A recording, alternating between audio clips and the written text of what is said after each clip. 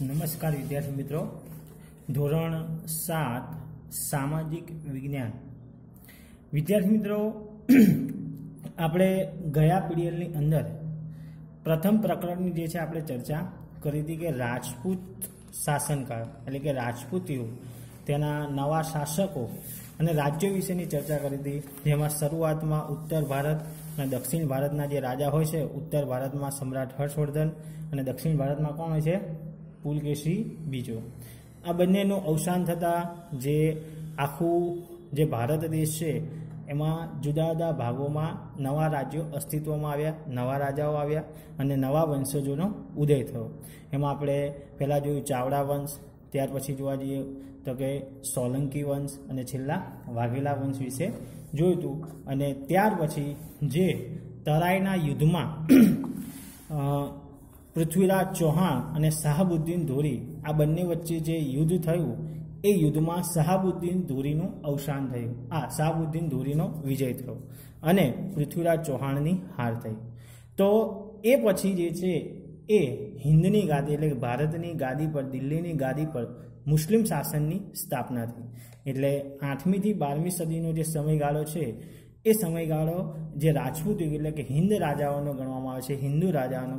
ત્યાર પછી 12મી સદી પછી એટલે કે 12મી સદીથી જે છે એ મુસ્લિમ શાસન ગણવામાં આવે છે. એટલે ઈસવીસન 1206 થી 1526નો જે સમયગાળો છે એ સમય દરમિયાન સલ્તનત કાળ જોવા મળે છે, એટલે કે મુસ્લિમ શાસન જોવા મળે છે. અને આ મુસ્લિમ શાસનકાળ કઈ રીતે આગળ વધ્યો? જેમ હિન્દુ ધર્મમાં અલગ અલગ વંશજો આવ્યા, એમ મુસ્લિમ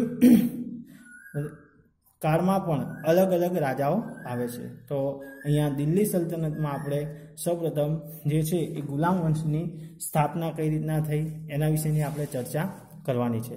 તો બીજો પાઠ છે દિલ્હી સલ્તનત. પાઠની શરૂઆત કરીએ. પ્રાચીન કાળથી જ દિલ્હી ભારતીય રાજનીતિના કેન્દ્રમાં રહ્યું છે. એટલે કે મોટાભાગનો વહીવટ જે છે એ દિલ્હીથી થતો જોવા મળે છે. અત્યારે હાલ પણ આપણે જોવા જઈએ તો જે આપણો મુખ્ય કેન્દ્ર શાસિત પ્રદેશ છે એ દિલ્હી છે. ગુજરાતનું પાટનગર પૂછાય તો ગાંધીનગર છે. એમ દરેક રાજ્યનું પાટનગર અલગ છે, દરેક દેશનું જે છે એ રાજધાની પણ અલગ છે. આપણા ભારત દેશની રાજધાની કઈ છે? દિલ્હી. તો એમ પહેલાંના સમયમાં પણ જે ભારતમાં રાજનીતિનું જે છે એ કેન્દ્ર શું હતું? દિલ્હી હતું. 12મી સદીમાં તોમર અને ચૌહાણ રાજપૂતોના સમયમાં દિલ્હી વેપાર વાણિજ્યનું એક મહત્વનું કેન્દ્ર હતું. આપણે અગાઉ પણ વેપાર વાણિજ્ય વિશે જોયું હતું પ્રકરણ 1માં. તો ચૌહાણ વંશ અને રાજપૂત શાસનમાં પણ જે દિલ્હીમાં વેપારનું મુખ્ય કેન્દ્ર હતું. 13મી સદીની શરૂઆતમાં દિલ્હી સલ્તનતની સ્થાપના થઈ. એટલે કે 13મી સદીની જ્યારે શરૂઆત થઈ ત્યારે દિલ્હીમાં સલ્તનતની સ્થાપના થઈ હતી. એટલે ઈસવીસન 1206 એટલે કે 1200 પછીનો સમયગાળો છે. 1205 પછી મેં કીધું ને કે 8મી થી 12મી સદીનો સમયગાળો મધ્યયુગીન ગણવામાં આવે છે, એટલે કે રાજપૂત શાસનકાળ. ત્યાર પછી કયો આવે? સલ્તનત કાળ. એટલે ઈસવીસન 1206 થી 1526ના સમયગાળા દરમિયાન ઉત્તર ભારતમાં વિશાળ વિસ્તાર પર શાસન કરનારા શાસકો સુલતાન અને શાસનકાળને દિલ્હી સલ્તનત તરીકે ઓળખવામાં આવે છે. એટલે 1206 થી 1526ના સમયગાળા દરમિયાન જે કોઈ મુસ્લિમ શાસકોએ શાસન કર્યું, જેને શું કહેવાય? સુલતાન. તો એમનો સમયગાળો જે છે એ દિલ્હી સલ્તનત સમયગાળો તરીકે ઓળખવામાં આવે છે. એટલે દિલ્હી સલ્તનતનો સમયગાળો કયો આવે? તો કે 1206 થી 1526. ત્યાર પછી આગળ જોઈએ. આ શાસકો મૂળભૂત રીતે તુર્ક અને અફઘાનના મૂળના વતની હતા. એટલે કે તુર્ક જાતિના, એટલે કે તુર્ક પ્રદેશના અને અફઘાનમાંથી આવેલા હતા.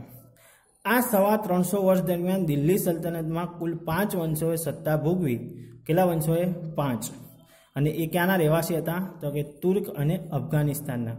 તો એમાં પહેલો વંશ કયો હતો? ગુલામ વંશ, ખલજી વંશ, તુગલુક વંશ, સૈયદ વંશ અને લોદી વંશ. તો આ 5 વંશજો વિશે આપણે જોવાનું છે. ગુલામ વંશની સ્થાપના કઈ રીતના થઈ વિદ્યાર્થી મિત્રો? તો આપણે છેલ્લા જોયું કે તરાઈના યુદ્ધમાં શાહબુદ્દીન ધોરી અને પૃથ્વીરાજ ચૌહાણ વચ્ચે યુદ્ધ થયું. એમાં પૃથ્વીરાજ ચૌહાણની હાર થઈ અને શાહબુદ્દીન ધોરીનો વિજય થયો. તો શાહબુદ્દીન ધોરીનો વિજય થયા પછી દિલ્હીની ગાદી પર મુસ્લિમ શાસક આવ્યો શાહબુદ્દીન ધોરી. પણ થોડો સમય ગયો એટલે થોડા સમય પછી શાહબુદ્દીન ધોરીનું અવસાન થયું અને અવસાન થતાં તેની સ્થાને એટલે કે તેની ગાદીએ તેનો ગુલામ હતો, બરાબર. કોણ હતો? કુતબુદ્દીન ઐબક.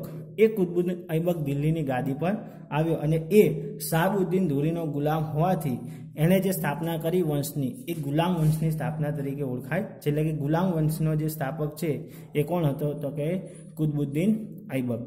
ત્યાર પછી એના સમયગાળામાં કયા કયા બાંધકામો થયું, કેવી રાજનીતિ, એ વિશે આપણે જોઈશું. ગુલામ વંશની સ્થાપના ઈસવીસન 1206 થી 1290નો સમયગાળો. ઈસવીસન 1192માં તરાઈના બીજા યુદ્ધમાં શિહાબુદ્દીન ધોરી અને પૃથ્વીરાજ ચૌહાણ સામે નિર્ણાયક વિજય મેળવીને દિલ્હીમાં સલ્તનતની સત્તાનો પાયો નાખ્યો. એટલે કે શાહબુદ્દીન ધોરીએ દિલ્હીમાં સલ્તનતનો પાયો નાખ્યો. મોહમ્મદ ધોરીના ગુલામ કુતબુદ્દીન ઐબકે મામલુક વંશનો હતો. કયા વંશનો? મામલુક. માત્ર 5 વર્ષના તેના શાસનકાળમાં તેણે સલ્તનત સત્તાને જાળવી રાખવાનો પ્રયત્ન કર્યો. ઈસવીસન 1210માં પોલોની રમત રમતા ઘોડા પરથી પડી જવાને કારણે તેનું મૃત્યુ થયું. હવે મેં કીધું ને કે શાહબુદ્દીન ધોરીનું અવસાન થઈ ત્યાર પછી તેનો ગુલામ જે છે એ કોણ હતો? કુતબુદ્દીન ઐબક. એ કુતબુદ્દીન ઐબક જે છે એ દિલ્હીના સલ્તનત પર આવ્યો અને કયા વંશનો હતો? મામલુક. અને ત્યાર પછી થોડા સમય પછી 1210માં જે પોલોની રમત રમતો હતો, કોણ? કુતબુદ્દીન ઐબક. વિદ્યાર્થીઓને ખાસ ધ્યાન રાખજો, અહીંયા તમને બહુ ચોખવટ કરવામાં, એટલે હું તમને સમજાવું છું કે શાહબુદ્દીન ધોરીના અવસાન પછી એનો ગુલામ જે છે એ કુતબુદ્દીન ઐબક આવે છે અને એ રાજા બન્યા પછી 5 વર્ષના સમયગાળામાં દિલ્હી સલ્તનતનું સારી રીતે શાસન કરે છે. અને ત્યાર પછી ઈસવીસન 1210માં તેને જે પોલોની રમત ઘોડા પર ચડીને રમવાની હોય છે, એ ઘોડા પરથી પડી જવાથી એનું શું થાય છે? મૃત્યુ થાય છે. એટલે એ મૃત્યુ પામે એટલે એના સ્થાને હવે કોઈ નવા રાજાની જરૂર પડશે. તો ત્યાર પછી જોવા જઈએ તો કે કુતબુદ્દીન ઐબકના અવસાન બાદ તેનો ગુલામ અને જમાઈ ઇલ્તુમિશ ગાદીએ આવ્યો. એટલે કે એનો જે જમાઈ હોય છે એ જમાઈ શું કરે છે? એની ગાદી પર આવે છે. તેણે સલ્તનત સત્તાને સર્વોપરી બનાવી. ચેહલગાન એની 4 ગાનની સ્થાપના કરીને, એટલે કે 40 તુર્ક અમીરોના દળની રચના કરી હતી. કેટલા? 40 તુર્ક અમીર લોકોની રચના કરી હતી. તેણે રાજધાનીનું સ્થળાંતર કરીને લાહોરથી દિલ્હી કર્યું અને તેણે જે રાજધાની હતી એ રાજધાની પણ બદલી નાખી. ઇલ્તુમિશને ગુલામ વંશનો સાચો સ્થાપક માનવામાં આવે છે, કારણ કે ઇલ્તુમિશના સમયમાં જે છે એ સારી એવી સમૃદ્ધિ થઈ હતી. એટલે કે વિકાસ થયો હતો, ઘણા બધા બાંધકામો થયા હતા, સારા એવા કાર્યો થયા હતા. એટલે કુતબુદ્દીન ઐબક કરતાં તેનો જમાઈ જે છે ઇલ્તુમિશ, જેણે ગુલામ વંશનું જે છે એ ગુલામ વંશની સારી એવી સમૃદ્ધિ કરી હોય, સારો એવો વિકાસ કર્યો હોય, બાંધકામ કરાવ્યું હોય, સારી એવી રણનીતિ અપનાવી, એટલા માટે ખરો સ્થાપક જે છે ગુલામ વંશનો કોને ગણવામાં આવે છે? ઇલ્તુમિશ. પોતાનો એક પણ પુત્રને સુલતાન બનાવવા યોગ્ય ન સમજતા ઇલ્તુમિશે પોતાની કાબિલ પુત્રી રઝિયાને પોતાની ઉત્તરાધિકારી તરીકે જાહેર કરી. અને ઇલ્તુમિશને થયું કે પોતાના દીકરામાંથી કોઈ પણ દીકરો જે છે એને સંતાન હતું, પણ એ રાજા બનવા લાયક યોગ્ય છે નહીં, સુલતાન બનવા યોગ્ય નથી. એટલે પોતાની દીકરી રઝિયા સુલતાનને જે છે એ દિલ્હીની ગાદી પર બેસાડે છે. અને દિલ્હીની ગાદી પર બેસનારી પ્રથમ મહિલા સ્ત્રી શાસક એવો પ્રશ્ન પૂછાય તો કોણ હતી? રઝિયા બેગમ. ઇલ્તુમિશના અવસાનના થોડા સમય બાદ તેની પુત્રી રઝિયા સુલતાન દિલ્હીની ગાદી પર આવી. એટલે કે દિલ્હીની ગાદી પર આવનારી પ્રથમ સ્ત્રી શાસક કોણ હતી? રઝિયા સુલતાન. અહીંયા તમને એનું જે છે ચિત્ર પણ આપેલું છે, જે દિલ્હીની ગાદી પર આવનાર પ્રથમ મહિલા શાસક હતી. એ સમયના ઇતિહાસકારમાં મિન્હાજ એ સિરાજ પણ સ્વીકારે છે કે રઝિયા સુલતાન તેના બધા જ ભાઈઓમાં સૌથી વધુ કાબિલ અને સક્ષમ હતી. અને ત્યાંના જે મંત્રી છે મિન્હાજ સિરાજ એ પણ કહે છે કે ભાઈ રઝિયા સુલતાન છે એના ભાઈઓ કરતાં પણ વધારે સારી એવી કાબિલ અને સક્ષમ હતી. આમ છતાં એક મહિલા શાસનકર્તા તરીકે માન્યતા મળવી એ મુશ્કેલ હતી, પરંતુ જ્યાંના જે મંત્રીઓ છે, સેનાપતિઓ છે, એમને આ વાત સ્વીકાર થઈ નહીં કે એક મહિલા જે છે એ શાસક કરતા હોવી જોઈએ ને. એટલે કે લોકોએ બધા એનો વિરોધ કર્યો. બાકી શાસકમાં તો જે છે સર્વશ્રેષ્ઠ હતી, પણ દરબારીઓ છે, મંત્રીઓ છે, સેનાપતિઓ છે, આ રઝિયા સુલતાનને શાસક તરીકે સ્વીકારી નહીં. દરબારીઓ પણ તેને સ્વતંત્ર શાસક તરીકે સ્વીકારવા રાજી ન હતા. અમીરોની સત્તા, લાલચ અને સતત ચાલતા વિદ્રોહને તેના શાસનનો અંત આવ્યો અને ધીમે ધીમે એમના શાસનનો અંત આવ્યો, એટલે કે લોકો એને વિરોધ કર્યો, એટલે એને ધીમે રહીને પદ પરથી હટાવવામાં આવી. તેના અવસાન પછી 6 વર્ષ સુધી રાજ્યમાં અંધાધૂંધી ચાલી, એટલે કે રાજ્યનો યોગ્ય વહીવટ થયો નહીં. અંધાધૂંધી એટલે અયોગ્ય વહીવટ થાય, રાજ્યની પરિસ્થિતિ ખરાબ થઈ જવી, લોકોનું ભરણ પોષણ ન થવું, આર્થિક રીતે ભાંગી પડવું, સામાજિક વ્યવસ્થા યોગ્ય ન ચાલવી, તો એને શું કહેવાય? અંધાધૂંધી. તો રજિયા સુલતાનના અવસાન પછી 6 વર્ષ સુધી રાજ્યની અંદર અંધાધૂંધી ચાલી, એટલે કે અયોગ્ય વ્યવસ્થા ચાલી. અમીરોએ ઇલ્તુમિશના પુત્ર નાસિરુદ્દીનને દિલ્હીની ગાદી પર બેસાડ્યો અને ત્યાર પછી જે અમીરોએ બળવો કર્યો હતો રજિયા સુલતાન સામે, એટલે કે એનો વિરોધ કર્યો હતો, એ અમીરોએ ઇલ્તુમિશનો પુત્ર જે છે કોણ? નાસિરુદ્દીન. આ પ્રશ્ન પૂછાશે. ઇલ્તુમિશના પુત્રનું નામ શું હતું? તો નાસિરુદ્દીન. એને દિલ્હીની ગાદી પર બેસાડ્યો. 21 વર્ષના તેના શાસનકાળ બાદ તેનું અવસાન થતાં ગિયાસુદ્દીન બલબન ગાદીએ આવ્યો. ત્યાર પછી એના અવસાન પછી કોણ આવ્યું? ગિયાસુદ્દીન બલબન. તેણે ચેહલગાન દળનો નાશ કરીને શાસનતંત્ર પરથી અમીરોની પકડને હળવી કરી. શું કર્યું? કે જે આગળ ઇલ્તુમિશે ચેહલગાનની જે છે, એટલે કે 40 તુર્ક અમીરોનું દળ રચ્યું હતું, એને શું કર્યું? નાશ કરી નાખ્યો, એટલે એને વેરવિખેર કરી નાખ્યું અને અમીરો જે હતા એની પકડ શું કરી? હળવી કરી નાખી. તેણે રાજાનું સ્થાન વધુ મજબૂત બનાવ્યું, એટલે કે રાજાને મહત્વ અપાયું. બલબન સાહિત્ય અને કલાનો પોષક હતો. 22 વર્ષના તેના શાસનના થોડા સમય બાદ દિલ્હી સલ્તનત પર ખલજી વંશની સ્થાપના થઈ અને થોડા સમય પછી એ દિલ્હી સલ્તનત પર કોની સ્થાપના થઈ? ખલજી વંશની સ્થાપના થઈ. તો બીજો સલ્તનતમાં જોવા જઈએ સુલતાન, તો ખલજી વંશ. આપણે પહેલો ગુલામ વંશ જોયો, ત્યાર પછી આવશે ખિલજી વંશ. તો જલાલુદ્દીન ખિલજી ખલજી વંશના શાસકની શરૂઆત કરી. ખલજી વંશનો સ્થાપક કોણ હતો? તો ખલજી વંશનો સ્થાપક જે છે એ જલાલુદ્દીન ખિલજી. જલાલુદ્દીન 6 વર્ષના શાસન બાદ દિલ્હીની ગાદીએ મહત્વાકાંક્ષી સુલતાન અલાઉદ્દીન આવ્યો, એટલે કે તેનો ભત્રીજો અલાઉદ્દીન ખિલજી આવ્યો. અહીંયા પ્રશ્ન પૂછાય વિદ્યાર્થીઓ કે ખલજી વંશનો સ્થાપક કોણ હતો? તો ખલજી વંશનો સ્થાપક જલાલુદ્દીન ખિલજી. અને જલાલુદ્દીન ખિલજી પછી દિલ્હીની ગાદી પર કોણ આવ્યો? તો તેનો જે ભત્રીજો છે કોણ? તો કે અલાઉદ્દીન ખિલજી. તેણે ઉત્તર ભારતમાં ગુજરાત અને દક્ષિણ ભારત પર વિજય પ્રાપ્ત કરીને પોતાના સામ્રાજ્યનો વિસ્તાર કર્યો હતો. દિલ્હીમાં સ્થાયી સેનાની શરૂઆત કરી. તેણે સૈન્યના ઘોડા અને સૈન્યના વિશિષ્ટ ઓળખ માટે દાગ અને ચહેરા પદ્ધતિ શરૂઆત કરી.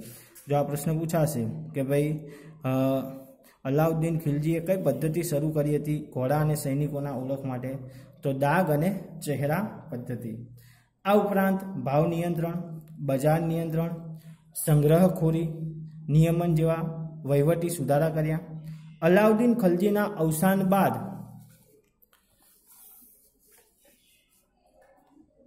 રાજ્યમાં અંધાધૂંધીનું વાતાવરણ રહી ગયું. ખલજી રાજવંશનો અંત આણીને દિલ્હીની ગાદી પર તુગલુક શાસનની શરૂઆત કરનાર ગિયાસુદ્દીન તુગલુક હતો. જો વિદ્યાર્થી મિત્રો આપણે પહેલા ગુલામ વંશ જો, ગુલામ વંશનો સ્થાપક કોણ હતો? કુતબુદ્દીન ઐબક. ત્યાર પછી કોણ આવ્યું દિલ્હીની ગાદી પર? તો કે ખલજી વંશની સ્થાપના થઈ. ખલજી વંશનો સ્થાપક કોણ હતો? જલાલુદ્દીન ખિલજી. અને જલાલુદ્દીન ખિલજી પછી રાજગાદી પર કોણ બેઠું દિલ્હીની ગાદી પર? અલાઉદ્દીન ખિલજી. અલાઉદ્દીન ખિલજીએ સૈનિકો અને ઘોડાની ઓળખ માટે કઈ પદ્ધતિ શરૂઆત કરી? દાગ અને ચહેરા. સરસ. અને ત્યાર પછી અલાઉદ્દીન ખિલજીના અવસાન પછી કયો વંશ આવે છે? તુગલુક વંશ. વિદ્યાર્થી મિત્રોને પૂછાય કે અલાઉદ્દીન ખિલજી પછી કયા વંશનો ઉદય થયો? તો કયો આવે? તો કે તુગલુક વંશ. અને આ તુગલુક વંશનો સ્થાપક કોણ હતો? તો ગિયાસુદ્દીન તુગલુક. ગિયાસુદ્દીન તુગલુક જે છે તુગલુક વંશનો જે છે એ સ્થાપક ગણવામાં આવે છે. અહીંયા આટલું જાણવામાં આપ્યું છે. અલાઉદ્દીન ખિલજીના સમયમાં પ્રસિદ્ધ કવિ અમીર ખુસરો થઈ ગયા. આ પણ એક સારો એક વાક્યમાં વિકલ્પનો પ્રશ્ન છે કે અલાઉદ્દીન ખિલજીના સમયમાં કયા પ્રસિદ્ધ કવિ થઈ ગયા? તો અમીર ખુસરો, જેમણે કિરાતુલ સદાયના, આશિકા, નૂહ વગેરે જેવા પ્રસિદ્ધ સાહિત્ય કૃતિઓની રચના કરી છે. એટલે અહીંયા બીજો એક પ્રશ્ન બને કે ભાઈ અમીર ખુસરોએ કયા પ્રસિદ્ધ સાહિત્ય કૃતિઓની રચના કરી છે? તો કિરાતુલ સદાયન, આશિકા અને નૂહ. ત્યાર પછી આપણે જોઈએ તુગલુક વંશ. તુગલુક વંશની સ્થાપના ઈસવીસન 1320 થી 1414નો સમયગાળો ગણવામાં આવે છે. એટલે કે આ સમયગાળો જે છે એ તુગલુક વંશનો ગણવામાં આવે છે.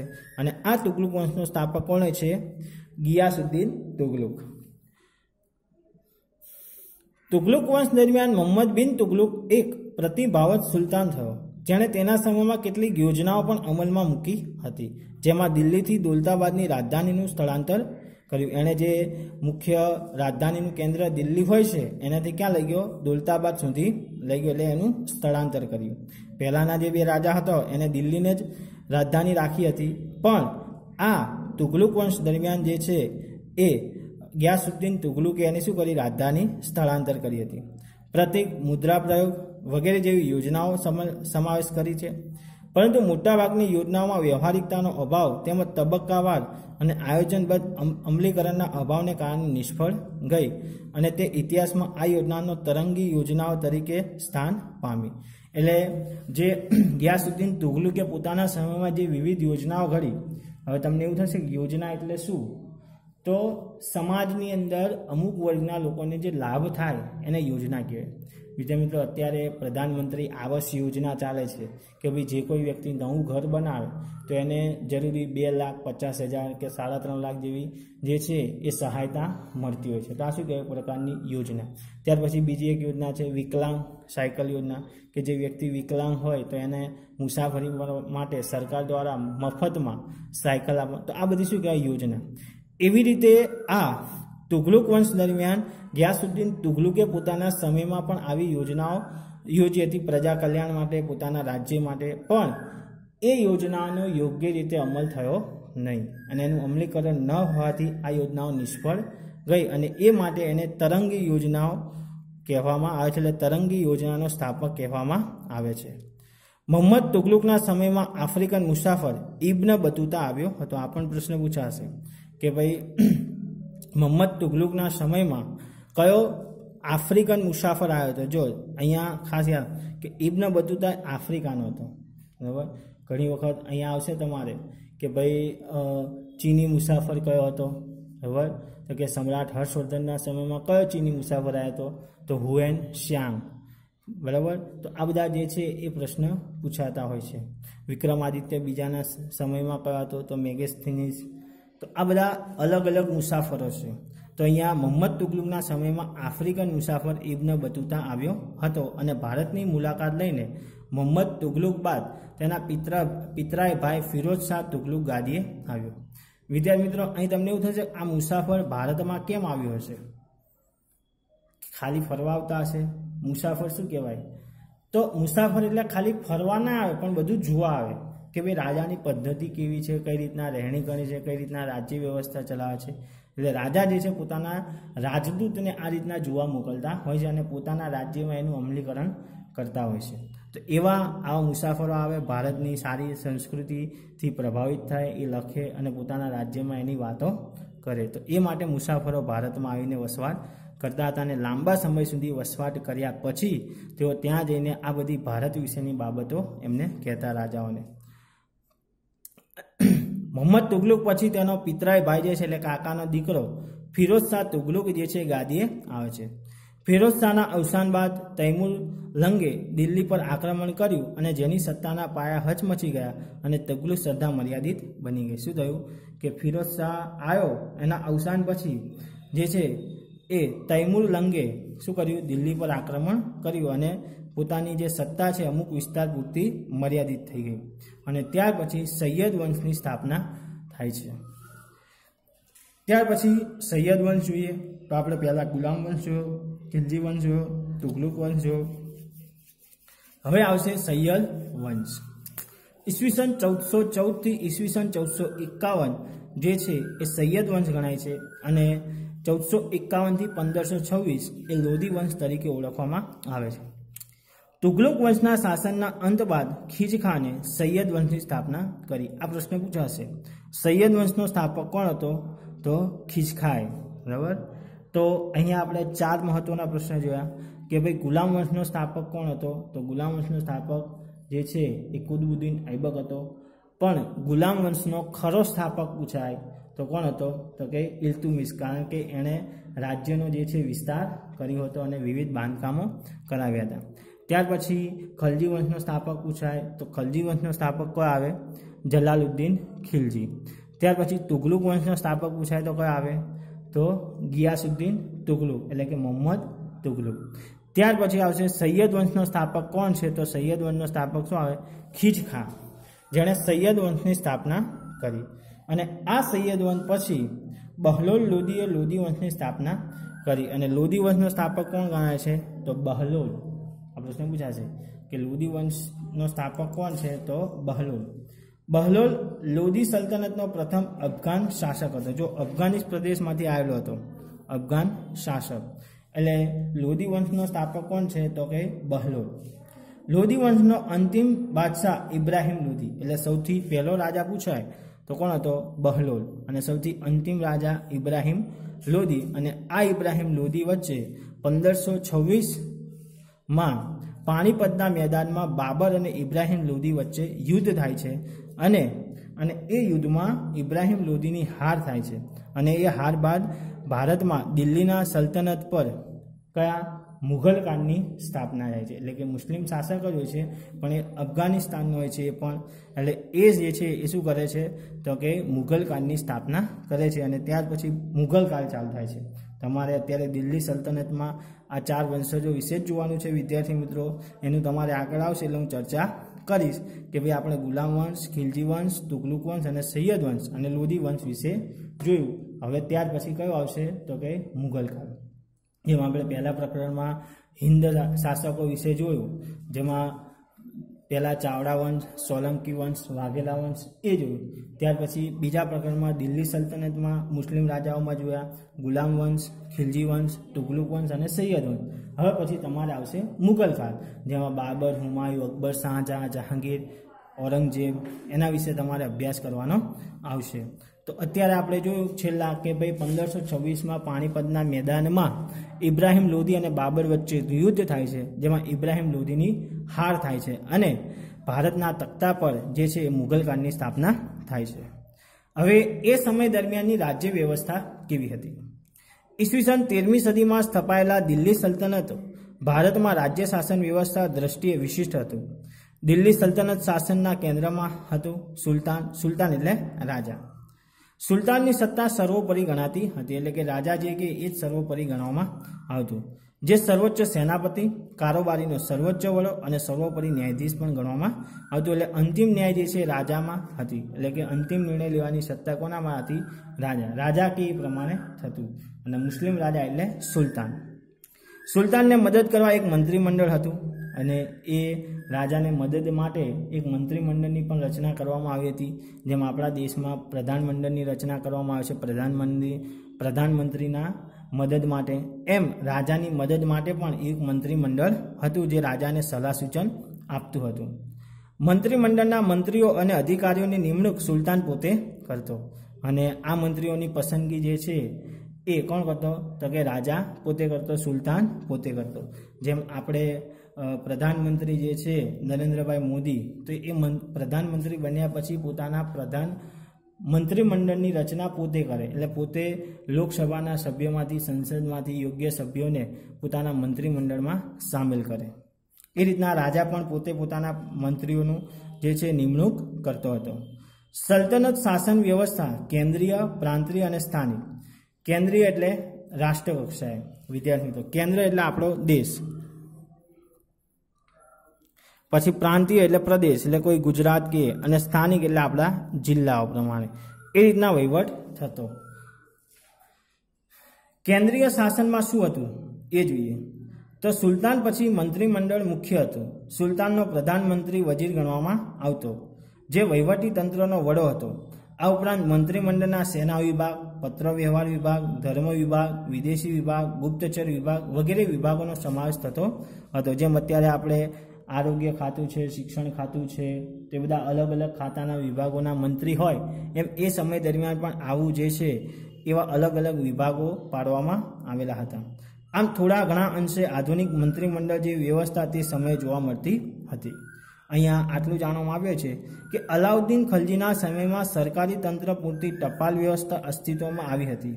ખેપિયાઓએ શાહી હુકુમ સંદેશો લઈ જતા, બરાબર, જે સંદેશો લઈ જતા એ કયા નામે ઓળખાતા? ખેપિયાઓ, જે અત્યારે એને ટપાલી કહીએ છીએ. તેઓ સંદેશો લઈ જતા. રાજ્યના મહત્વના મથકે ખેપિયાઓ મળતા. આ રીતે અત્યારની ટપાલની વ્યવસ્થા પ્રારંભિક આવૃત્તિ તેને કહી શકાય. ત્યાર પછી પ્રાંતીય વ્યવસ્થા. સલ્તનત કાળમાં પ્રાંતને એટલે કે પ્રદેશ જાગીરમાં વહેંચવામાં આવતું, જેને ઇક્તા કહેવામાં આવતું. ઇક્તા કોને કહેવાય? તો જે પ્રાંતનું જાગીરમાં વહેંચવામાં આવે એને શું કહેવાય? ઇક્તા. ઇક્તાનો વડો ઇક્તેદાર કે મુક્તિ કહેવામાં આવતો. જે પ્રાંતની કારોબારી અને ન્યાયતંત્રનો વડો હતો.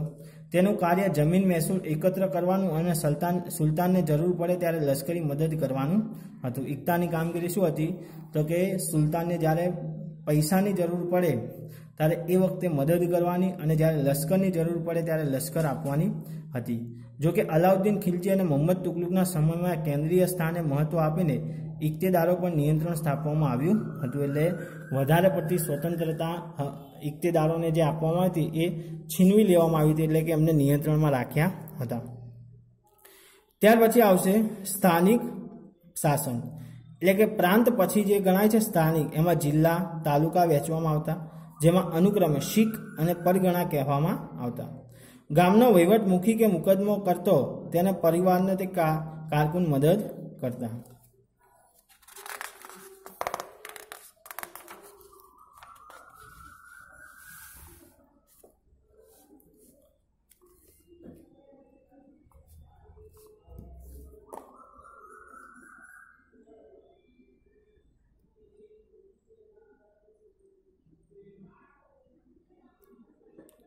ત્યાર પછી વિદ્યાર્થી મિત્રો છે કિલ્લા અને અન્ય બાંધકામો. એટલે કે આ 4 વંશના સમયગાળા દરમિયાન ઈસવીસન 1206 થી 1526ના સમયગાળા દરમિયાન કયા કયા બાંધકામો થયા એના વિશે જોયું.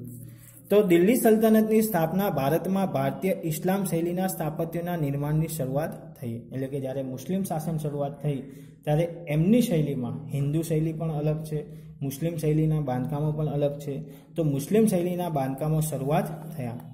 દિલ્હી સલ્તનતના સમયગાળા દરમિયાન કિલ્લાઓ, મસ્જિદો, મકબરાઓ, મકાનો, બગીચા, દરવાજા, મિનારાઓ જેવા સ્થાપત્ય કલાની દ્રષ્ટિએ નોંધપાત્ર કૃતિઓ તૈયાર થઈ. એટલે કે આ બધું જે છે બાંધકામ થયું. કુતબુદ્દીન ઐબકના સમયમાં કુવાત ઉલ ઇસ્લામ નામની મસ્જિદનું નિર્માણ થયું હતું. ઐબકે બંધાયેલા બીજી મહત્વની ઇમારત કુતુબ મિનાર છે. વિદ્યાર્થી મિત્રો, કુતુબ મિનાર જે છે એ અહીંયા તમને બાજુમાં ચિત્ર આપેલો છે. જે 5 માળનો જે કુતુબ મિનાર છે એ કુતુબ મિનાર બાંધકામની શરૂઆત કોને કરતી? કુતબુદ્દીન ઐબકે. પણ એનું સંપૂર્ણ સમારકામ, એટલે જે આ કામ પૂર્ણ કરવા કયા રાજાએ? તો કે અધવચ્ચેનું મૃત્યુ થયું એટલે ત્યાર પછી એનો જે જમાઈ હતો ઇલ્તુમિશ, એ ઇલ્તુમિશે આ કુતુબ મિનારના બાંધકામનું કામ જે છે પૂર્ણ કરાયું હતું. કુતબુદ્દીનના સમયમાં એક જ માળ બાંધી શકાયો હતો. જે 5 માળનો છે એમાં કુતબુદ્દીન ઐબક જે છે માત્ર એક જ માળ બાંધી શક્યો હતો. ત્યાર પછી તેના અવસાન બાદ બાકીનું કામ ઇલ્તુમિશે પૂર્ણ કરાયું હતું. ફિરોઝ શાહ તુગલુક અને સિકંદર લોદી તેનો જીર્ણોદ્ધાર કરાવેલો. કુતબુદ્દીન ઐબક નિર્મિત અન્ય એક ઇમારત ઢાઈ દિનકા ઝોપડા નામની જે મસ્જિદ છે એ અજમેરમાં આવેલી છે. એટલે અજમેરમાં જે આવેલી છે મસ્જિદ ઢાઈ દિનકા ઝોપડા એ સૌથી પહેલી મસ્જિદ ગણવામાં આવે છે.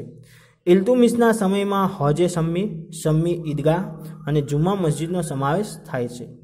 ખલજી વંશ દરમિયાન અલાઉદ્દીન ખિલજીએ બંધાયેલા અલાઈ દરવાજા નામનો પ્રસિદ્ધ દ્વાર, શીરી નામનો કિલ્લો અને શીરી નામનું નગર તથા હોજે ખાસનો સમાવેશ થાય છે.